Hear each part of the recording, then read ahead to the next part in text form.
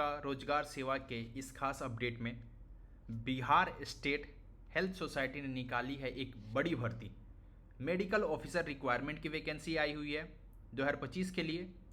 Total vacancy की बात किया जाए 2619 वैकेंसी आई हुई है। अवेलेबल बाल बताया जाए तो आयुर्वेदिक में है, होम्योपैथिक में है, यूनानी स्ट्रीम के लिए है। अगर आपने BMS, BHMS या BUMS डिग्री होल्डर हैं तो ये वीडियो आपके लिए है। और एक और डिटेल, हर एक डिटेल आपको एलिजिबिलिटी हुआ, लास्ट डेट हुआ, कैसे अप्लाई करना है, सब मिलेगा इस वीडियो में। तो वीडियो को पूरा देखिए बिना स्किप किए हुए।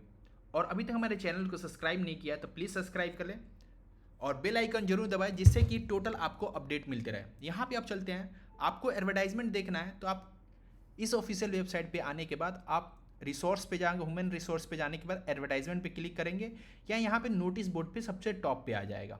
राइट, मैं डायरेक्ट एडवर्टाइजमेंट पे चलता हूँ। यहाँ पे आप एडवर्टाइजमेंट पे क्लिक करेंगे, थोड़ा सर्वर लोड हो रहा है और बेसिकली यहीं से आप फॉर्म भी अप्लाई कर सकते हैं। यहाँ पे देख सकते हैं इन्होंने पोस्ट टोटल निकाल लिया है और मैंने A to Z डाउनलोड भी कर लिया। यहाँ पे देख सकते हैं इनका पोस्ट आया हुआ है, 2619 वैकेंसी आई हुई है। और A to Z के बारे में हम बात करने वाले हैं, तो वीडियो स्किप मत कीजिएगा, टोटल फुल वीडियो देखिए कि कौन से स्टूडेंट इस फॉर्म को अप्लाई कर सकते हैं। राइट, कैसे अप्लाई करना है वो भी हम बात करने वाले हैं, सिलेबस क्या होने वाला है, सब कुछ के बारे में बात करने वाले हैं। तो वीडियो स्किप मत करिएगा, पूरा फुल वीडियो देखिए। और अभी तक हमारे चैनल को सब्सक्राइब नहीं किया तो प्लीज़ सब्सक्राइब करें। अब आपका ज़्यादा टाइम न लेते हुए डायरेक्ट एडवर्टाइजमेंट में चलते हैं। यहाँ पे आप देख सकते हैं ऑलरेडी मैंने इंपॉर्टेंट पॉइंट जो भी होता है मैंने हाईलाइट कर लिया है। ओके, यहाँ पे देख सकते हैं टोटल मैंने इंपॉर्टेंट पॉइंट अब ऑलरेडी हाईलाइट कर लिया है। अब डायरेक्ट एडवर्टाइजमेंट में चलते हैं। यहाँ पे देख सकते हैं एडवर्टाइजमेंट नंबर है 05/2025। ये एडवर्टाइजमेंट नंबर आपको हमेशा याद रखना है।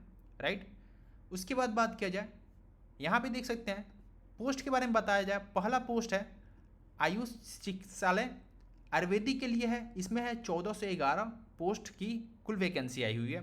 अब बात कर लिया जाता है, इसमें UR के अंडर 540 वैकेंसी आई हुई है, EWS के अंदर 138 वैकेंसी आई हुई है, SC के अंदर 239 वैकेंसी आई हुई है, ST के अंदर 16 और EBC के अंदर 256 वैकेंसी आई हुई है और BC के अंदर 169 वैकेंसी आई हुई है, 169 वैकेंसी आई हुई है, WBC के अंदर 43 वैकेंसी आई हुई है।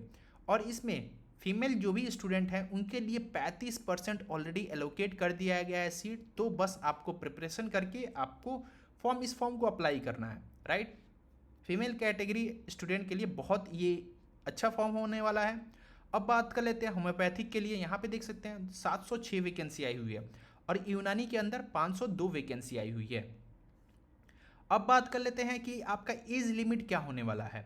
एज लिमिट के बारे में बात किया जाए तो मिनिमम आपका 21 साल होने वाला है और मैक्स यहाँ पे 37 साल दिया गया। EWS 40 साल दिया गया है पुरुष और महिलाओं के लिए, अत्यंत पिछड़े वर्ग के लिए, और अनारक्षित EWS महिलाओं के लिए 40 साल और अनुसूचित जनजाति के लिए 42 साल दिया गया है। उसके बारे में बात किया जाए कि अगर आप अदर स्टेट के हैं और आप इस फॉर्म को डालना चाहते हैं तो इनके लिए एक बहुत बड़ी अपडेट आई है। आप खंड 5 यहाँ पे देख सकते हैं, यहाँ पे आप इन्होंने 100 रुपये का आपका स्टैम्प पेपर होगा, गैर न्यायी स्टैम्प पेपर आपका होना चाहिए और ये आपका स्टैम्प पेपर पे होना चाहिए। उसके थ्रू आप इस फॉर्म को अप्लाई करेंगे तो ये आपको डालना होगा। राइट, नहीं तो आपका क्या होगा, फॉर्म रिजेक्ट हो सकता है। इन्होंने ऑलरेडी यहाँ पे मेंशन कर दिया है, आप डिटेल में इसको पढ़ लेना। मैं बस इंपॉर्टेंट पॉइंट के बारे में डिस्कस कर रहा हूँ क्योंकि ये वीडियो ज़्यादा लंबा होगा तो बहुत से स्टूडेंट इसको स्किप कर देंगे, देखेंगे नहीं। राइट, अब बात कर लेते हैं यहाँ पे स्टार्टिंग डेट के बारे में। तो ये 26/5/2025 से स्टार्ट हो गया है 10 बजे से ही। और अंतिम डेट के बारे में बात की जाए तो 15/6/2025 से इसका लास्ट अंतिम डेट है, उस दिन आपका फॉर्म क्लोज हो जाएगा 6 बजे तक। अब बात कर लेते हैं यहाँ पे कि आप बिहार के निवासी हैं तो आपके पास ये स्थानीय निवासी प्रमाण पत्र, जाति प्रमाण पत्र आपके पास सब कुछ होना चाहिए और 1 साल का से ज़्यादा पुराना नहीं होना चाहिए। इन्होंने ऑलरेडी इसमें भी मेंशन कर रखा है, उसके बारे में हम आपको बताएंगे। यहाँ पे देख सकते हैं। और पिछड़े वर्ग, अत्यंत पिछड़े वर्ग के लिए इन्होंने बता रखा क्या होना चाहिए, अस्थायी निवासी प्रमाण पत्र होना चाहिए, क्रिमिनल लेयर रहित प्रमाण पत्र होना चाहिए। अब बात करते हैं आर्थिक रूप से जो कमजोर वर्ग के स्टूडेंट होंगे उनके लिए अस्थायी निवासी प्रमाण पत्र होना चाहिए।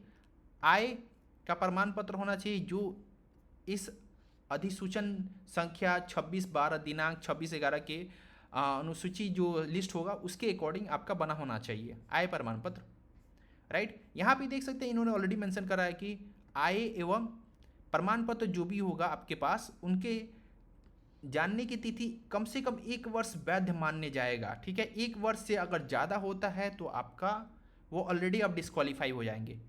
तो अभी टाइम है, 5-7 दिन में आपका आय प्रमाण पत्र ज़्यादा पुराना है, 2 साल 3 साल का पुराना है तो आप जल्दी जाके इशू करवा सकते हैं।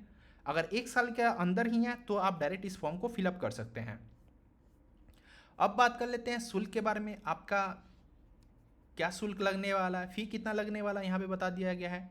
तो यहाँ पे देख सकते हैं सामान्य वर्ग, अत्यंत पिछड़े वर्ग और पिछड़े वर्ग आर्थिक रूप से कमजोर के लिए 500 रुपये रखा गया है। अनुसूचित जाति, अनुसूचित जनजाति, बिहार राज्य के स्थायी निवासी के लिए 125 रुपये रखा गया है। आरक्षित अनारक्षित वर्ग की महिलाओं उम्मीदवार के लिए जो बिहार के निवासी 125 रुपये रखा गया है। बिहार के राज्य के बाहर के निवासी जो भी हैं उनके लिए 500 रुपया रखा गया है। और दिव्यांग स्टूडेंट के लिए जो 40% से अधिक दिव्यांग हैं उनके लिए 125 रुपया रखा गया है यहाँ पे। अब बात कर लेते हैं कि आपका एग्ज़ाम चयन कैसे होने वाला है। बेसिकली ये आपका CBT एग्ज़ाम होने वाला है और ये 400 नंबर का एग्ज़ाम होने वाला है। बात कर लिया जाता है कि जो भी आपका सिलेबस होगा, आपने आयुष चिकित्सा आयुर्वेदिक से किया है तो आयुर्वेदिक के रिलेटेड जो भी आपका सिलेबस होगा उसको आपको प्रिपेयर करना होगा, उसके अकॉर्डिंग आपका क्वेश्चन पूछा जाएगा। वो मल्टीपल चॉइस क्वेश्चन होगा यहाँ पे, ये देख सकते हैं। और इसमें नेगेटिव मार्किंग होगा, एक क्वेश्चन 4 नंबर का होगा और इसमें नेगेटिव मार्किंग 1 नंबर का नेगेटिव मार्किंग होगा जो यहाँ पे दे रखा है। और एग्जाम कितने घंटे के होंगे, 2 घंटे के आपके एग्जाम होने वाले हैं। होम्योपैथिक के रिलेटेड जो भी आपका डिग्री होगा उसके अकॉर्डिंग आपका जो भी सिलेबस होगा उसके अकॉर्डिंग यहाँ पे आपसे क्वेश्चन पूछे जाएंगे। और कुछ भी क्वेश्चन में चेंज होता है, किस पैटर्न पे पूछेंगे तो वेबसाइट पे ये अपलोड कर देंगे। मैं उसके रिलेटेड भी आपके जब भी अपलोड होता है तो मैं उसके रिलेटेड आपको एक प्रॉपर वीडियो बना के आपको अपडेट कर दूंगा, राइट।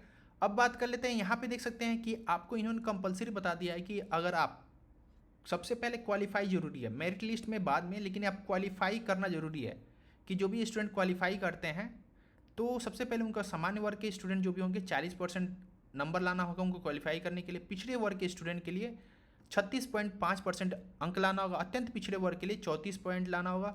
अनुसूचित जाति, अनुसूचित जनजाति, महिलाओं तथा दिव्यांग स्टूडेंट के लिए 32% आपको अंक लाना कंपलसरी होगा, ओके।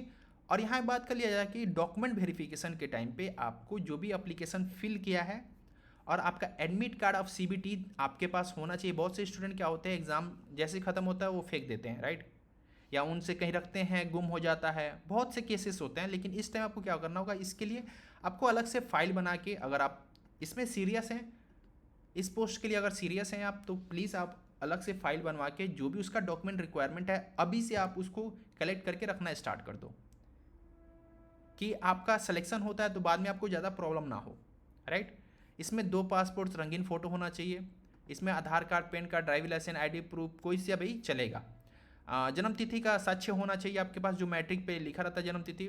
अब उसके बाद आपको आयोग जो भी इंटर्नशिप आपने किया है, सही डिग्री 10वीं और 12वीं में जो भी आपने, उसके बाद जो भी आपने किसी फील्ड में आयुर्वेदिक में जो भी आपके पास एक्सपीरियंस है वो भी बेटर है आपके पास सब कुछ होना चाहिए, राइट।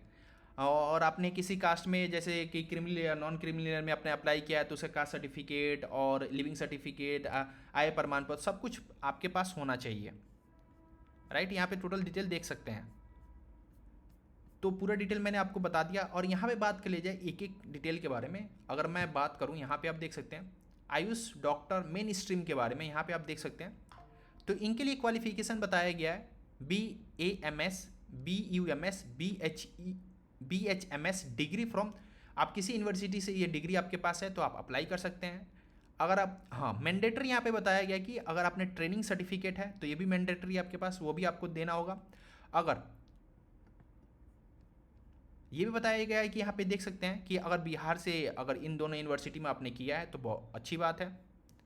बात कर लेते हैं कि कुछ इम्पोर्टेंट कि आपको क्या करना होगा, आपके पास कैसा स्किल होना चाहिए, आपने उस स्किल पे उसने काम किया या नहीं किया है, आपका कम्युनिकेशन स्किल क्या होना चाहिए, की कंपोनेंट यहाँ पे इन्होंने बता रखा है, राइट, कि आपके पास क्या क्या होना चाहिए, ओके।